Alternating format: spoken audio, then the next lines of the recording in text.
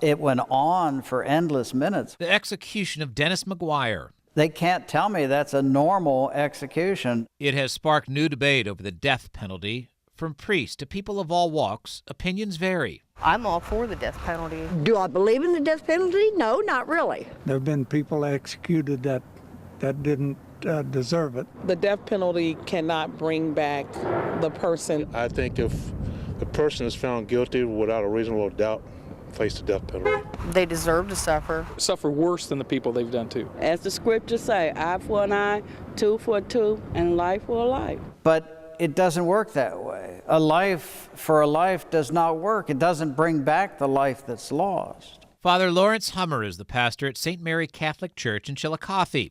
He says killing is killing, and execution. It is to deny all things that I consider sacred and holy. The state does it, and therefore it's right. It's still homicide. Death by execution. Ohio's method is in question. Right now, the supply of drugs has basically been cut off. And executions on hold. Stephen Shoemaker with the Attorney General's office says Ohio is evaluating the two-drug combo. An effort to determine whether we can proceed with lethal injection or not at this point. The question, is it cruel and unusual punishment? Some claim the inmates suffer as they die. But it's nothing at all compared to what my sister went through. She was raped and beaten for hours. Then killed and her body dumped.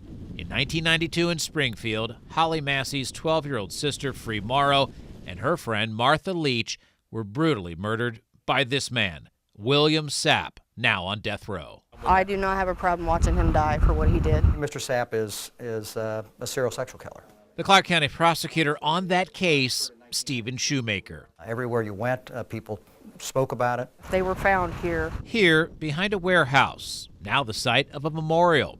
Sapp was arrested a few years later and sentenced to death. I don't believe that he'll suffer enough, actually.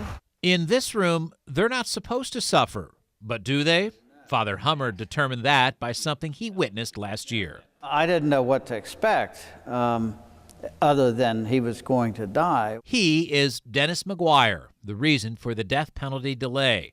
Father Hummer was his spiritual advisor. I've prepared others for execution, but that was the only one I've ever had to witness. It's nothing like it is on television. This is real. I could see his stomach swell up at the beginning, and then I could hear an audible gagging, and it lasted thoroughly 27 minutes of agonizing pain before he finally was declared dead.